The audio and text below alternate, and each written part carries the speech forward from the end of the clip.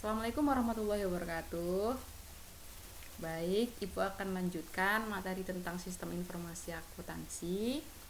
Kita akan belajar tentang jurnal khusus. Nah, jurnal khusus itu sendiri fungsinya untuk mempercepat proses penjurnalan dan pempostingan. Nah, banyak perusahaan itu pakai jurnal khusus ini sebagai tambahan jurnal umum. Nah, jurnal khusus itu dirancang untuk mencatat satu jenis transaksi yang terjadi berulang. Contohnya misalnya ada pembayaran kas, ada penerimaan kas.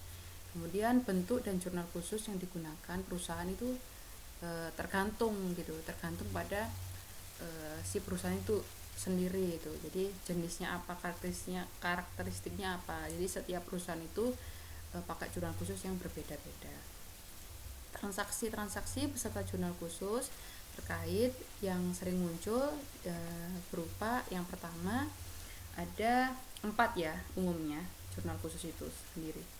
Yang pertama ada jurnal penjualan, kedua ada jurnal penerimaan, yang ketiga ada jurnal pembelian, yang keempat ada jurnal pengeluaran.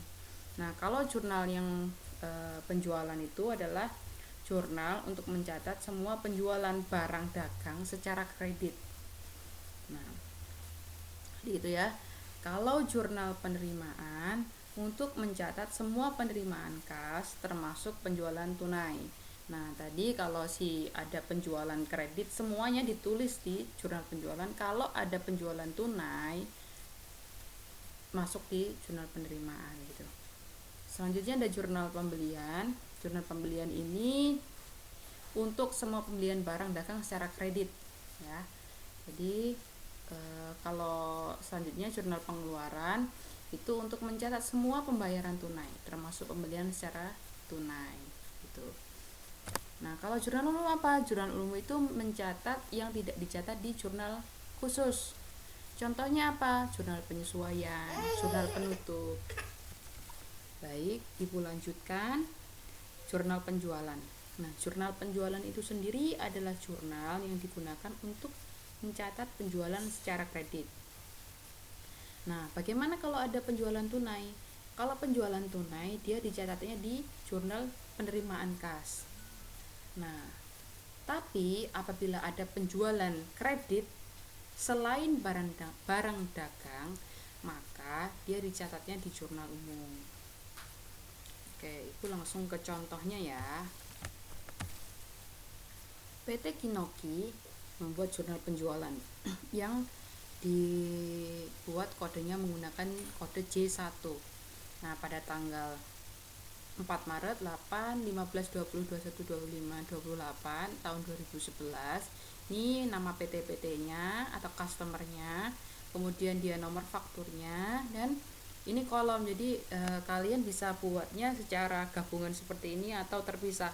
Terpisah maksudnya adalah kolom piutang usaha sendiri, kemudian penjualan sendiri, kemudian HPP sendiri, dan persediaannya sendiri gitu. Oke, tapi kalian bisa gabung seperti ini kalau mau ringkas. Oke, jadi kalau di total piutang usaha dan penjualannya adalah Rp135.345.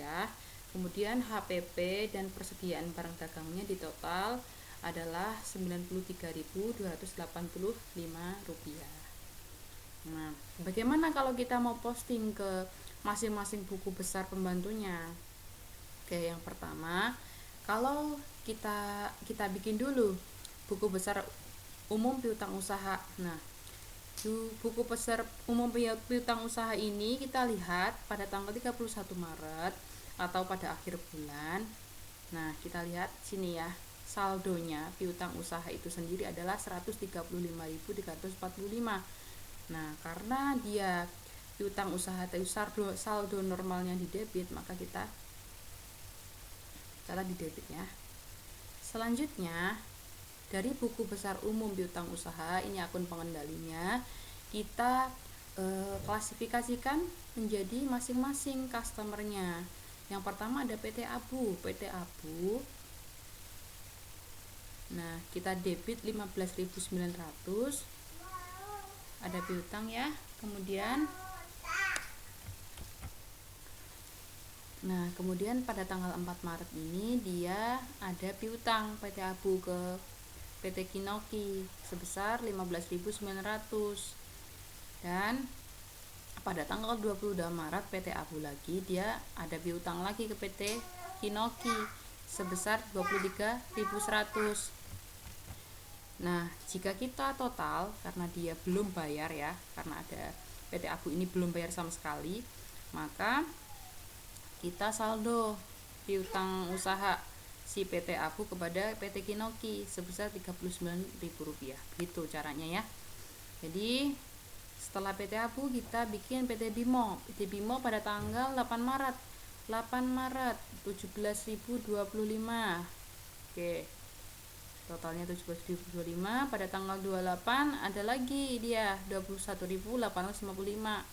Di totalnya 38.880.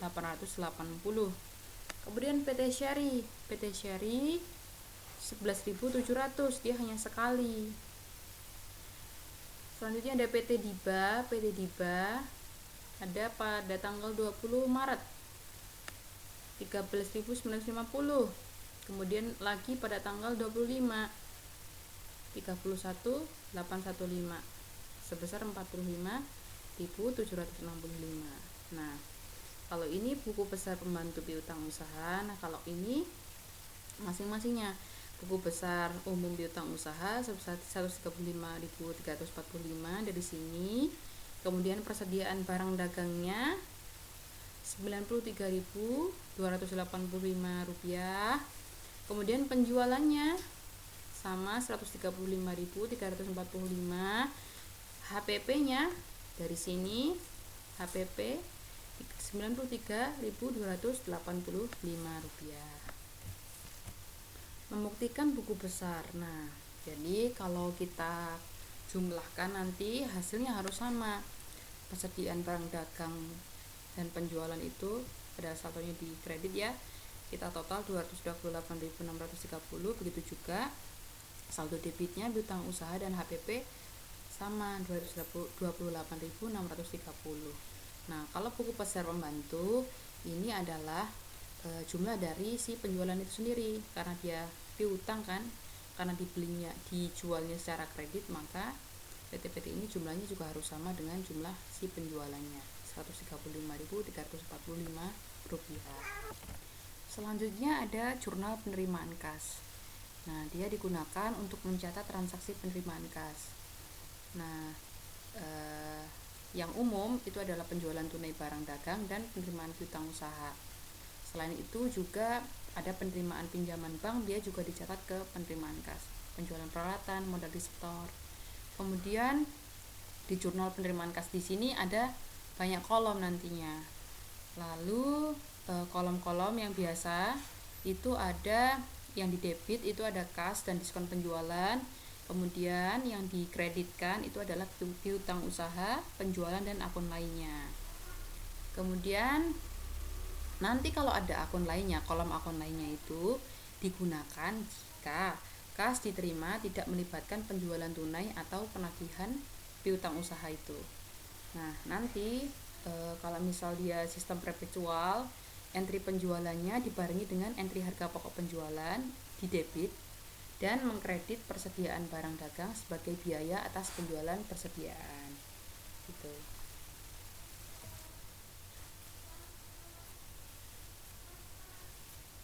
Nah, ini contohnya. Baik.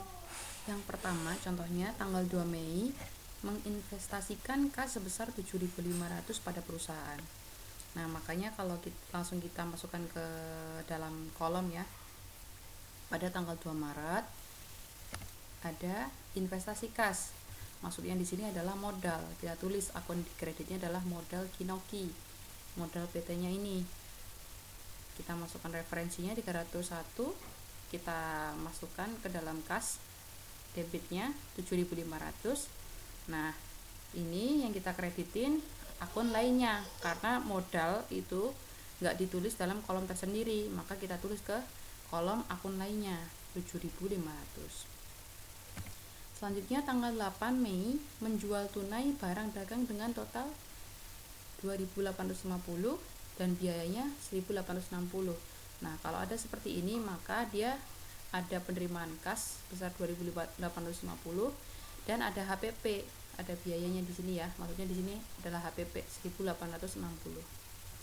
Nah, oke, kita tulis tanggal 8 Maret ada penambahan kas 2.850 dan ada HPP 1.860. Selanjutnya ada tanggal 11 menerima cek senilai 15.582 dari PT Abu untuk pembayaran faktur nomor sekian senilai 15.900. Nah, dia dapat diskon nih 2%. Jadi nyatetnya gimana? Tanggal 11 PT Abu ada penambahan kas 550.582, ada diskon 2% dari 15.582 yaitu 318.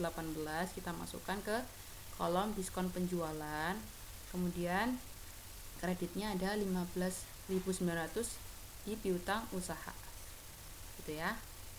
Oke, selanjutnya tanggal 13 menjual tunai persediaan sejumlah 3.900. Oke, ada penambahan kas sebesar 3.900 dan biaya 2.535. Masukkan HPP tanggal 13 3.900 penjualan dan HPP gitu ya. Kemudian tanggal 18 menerima cek senilai 16.684,5 dari PT Bimo. Pembayaran faktur senilai 102. Nomor 102 senilai 17.025 rupiah dikurangi diskon 2%. Ya, PT Bimo 16.684.500, diskonnya 2% pada piutang usaha. Gitu. Ya, diskonnya tanggal 23 sekarang. Tanggal 23 menerima kas dengan menandatangani wesel. Ada kas bertambah Rp9.000.